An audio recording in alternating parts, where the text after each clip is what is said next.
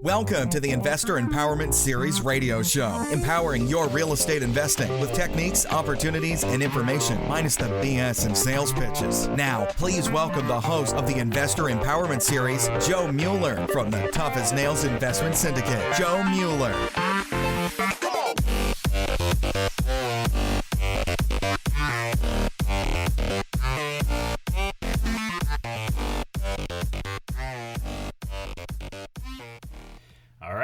Investor Empowerment Series, episode number 51. This is Joe Mueller, your host. Today, I'm going to review a few details on some recent things going on with our investment business here in the Chicago area. But first, I wanted to talk about that deal I brought up two podcasts ago, episode 49, when I talked about I won't give out the address, but when I talked about a property in Elgin, a 2-bedroom, 1-bath, rental property that was currently rented at $900 per month with taxes of $2,300 a year. Sorry, I'm just taking a note here. So we ended up actually getting that property under contract with a buyer. It was kind of interesting that, I put the podcast out there and we did have interest from some of the listeners. I set up one showing at the property, had a few people through there that we're capable of closing the property as a cash buy. And for those of you who don't understand why that had to work that way, this is why I'm bringing it up, though. This buyer actually has an interesting twist on how he's actually going to get this property closed to his own benefit, which I think is awesome. So when we're wholesaling deals, for anybody who's new to investing or even experienced that hasn't dealt with a lot of wholesale deals or dealt with wholesalers in general, you typically are selling these properties or you're purchasing these properties as cash. 90% of the time, there really isn't a way around that.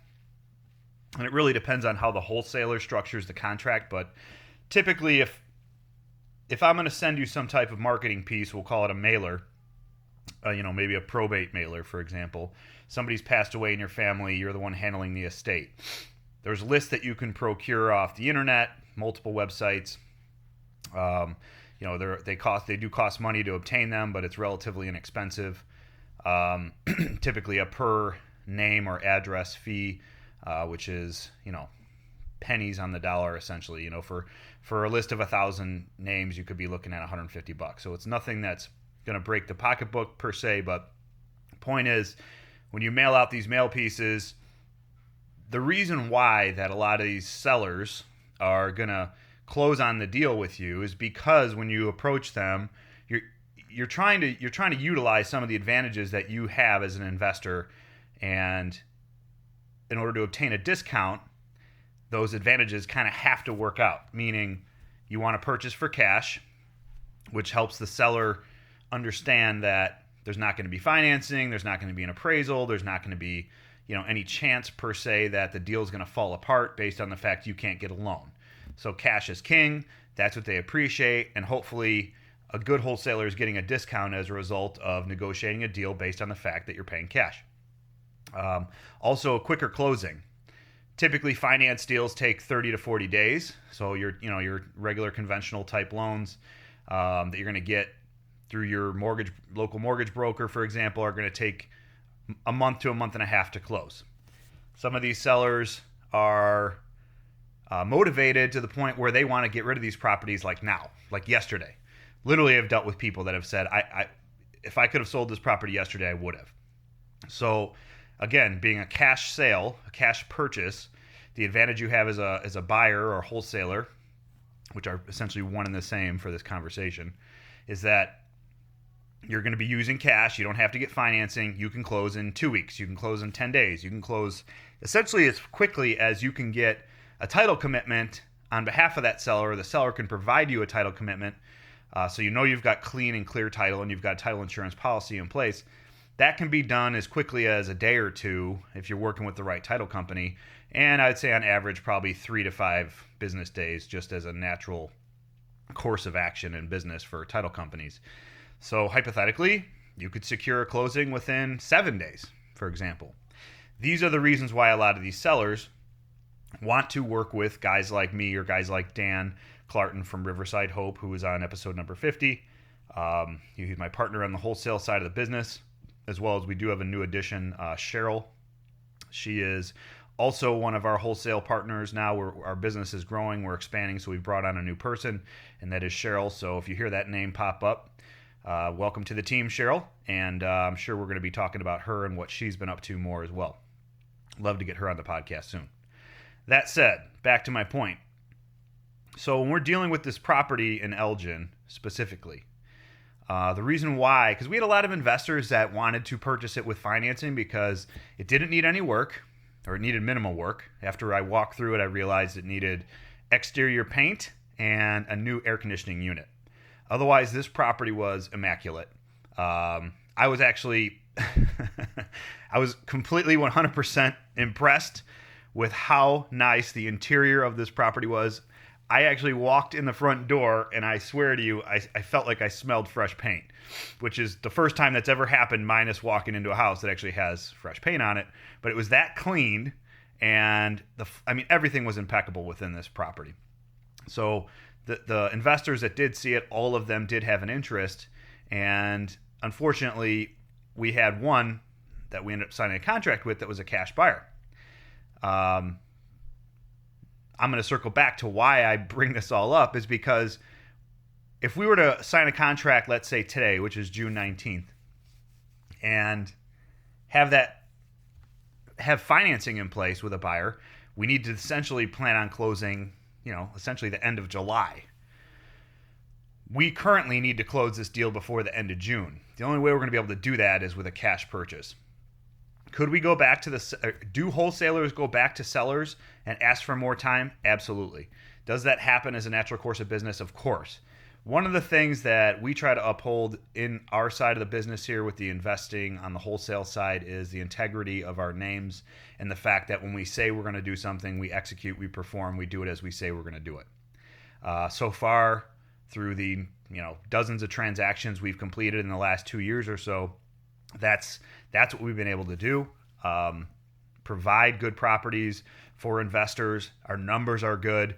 If there's something that comes up through the process, we're willing to honor the fact that there's a problem, and I'll give you an example of that as soon as I finish this point, because I don't want to digress like I normally do. But that said, so you have to be prepared to pay with cash.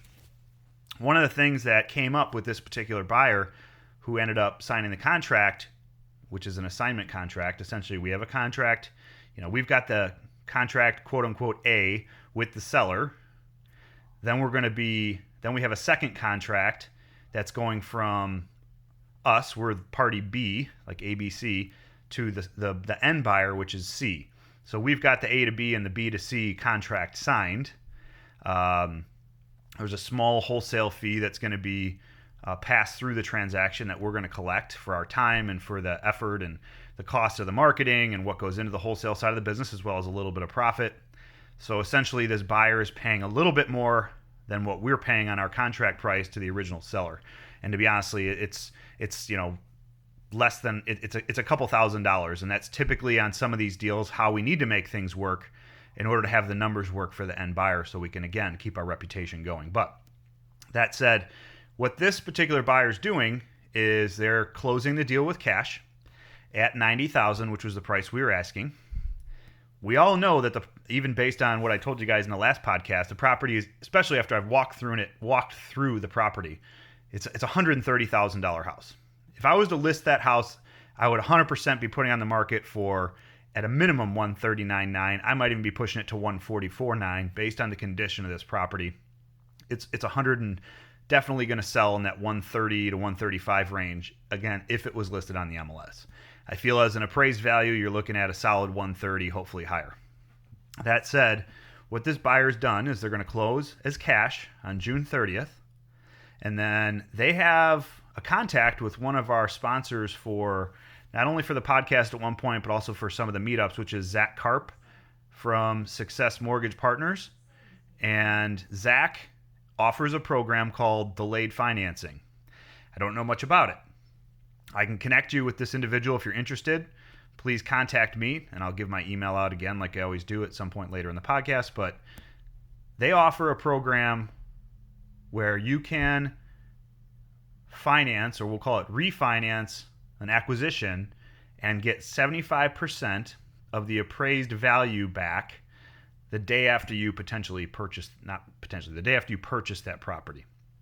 So it's not something I'm going to go into too much detail about because I don't know enough about it to really vouch for it.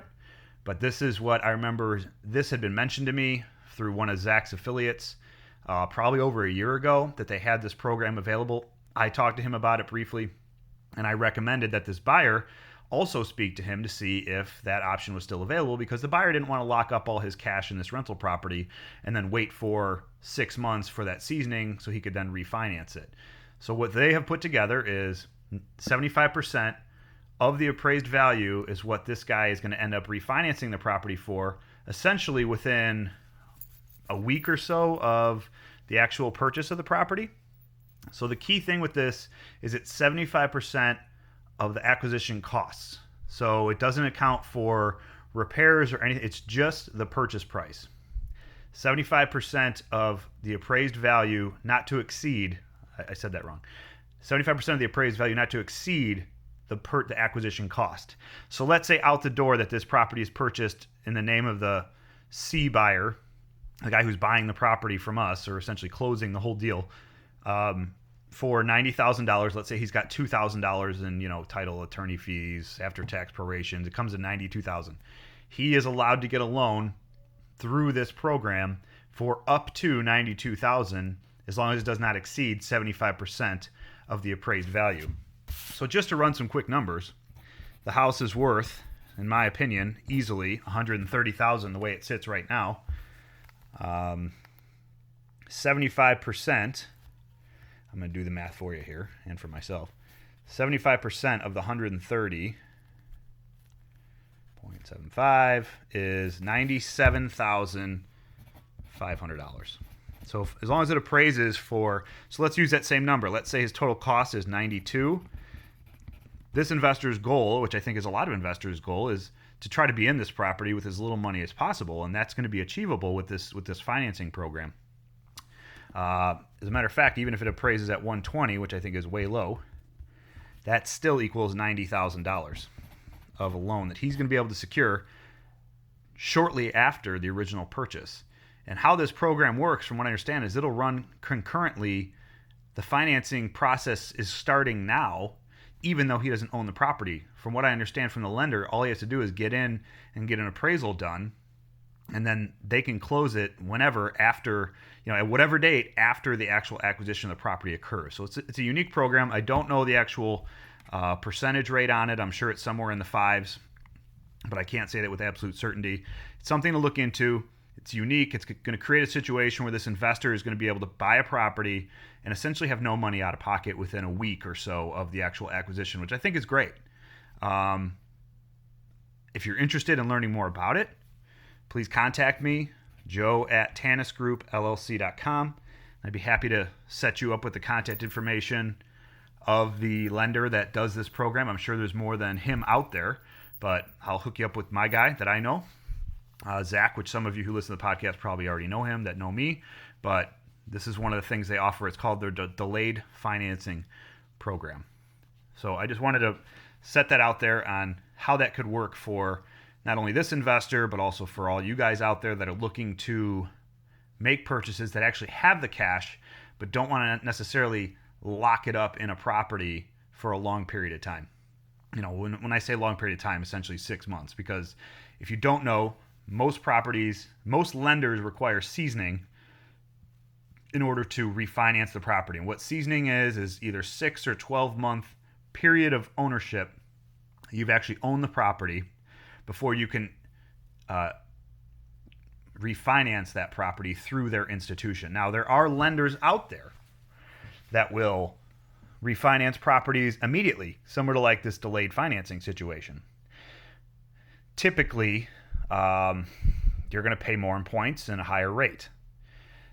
For this delayed financing situation that I brought up with this buyer on this property in Elgin, my understanding is that it's comparable to your typical Fannie Freddie loan. But again, I'll get you more information should you need it. Just contact me, joe@tanisgroupllc.com. And circling back to what I brought up before about the reputation of what goes on in the business, I want everyone to understand that whatever I put out here on the podcast, I try to be as honest and ethical as possible with the information that I'm given. And anytime I give a number or a price, excuse me, or a projection, I've done homework on it, and I'm putting my name behind it. The reason why I'm bringing that up is we have had situations where we've put a property out there that's a wholesale opportunity, and this is actually occurring right now with one of our deals.